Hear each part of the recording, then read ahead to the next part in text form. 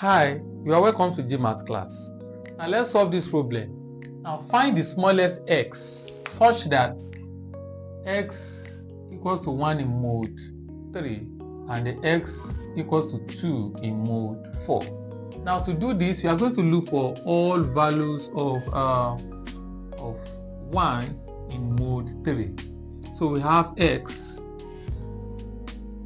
will be equals to 1, or is going to be 4. You'll be adding multiple of the module to the value we have here.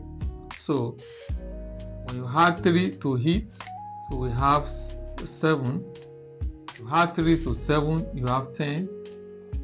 We have 13, 16, and so on in mode 3. Alright? The same way we are going to do this. Values of x are 2. The next one, add the modulo to it. We have what? 6. We have 10. Add 4 to this, we have 14, and so on in mode 4. Okay, so now what we want to get now is the smallest x. These are values of x. These are also values of x.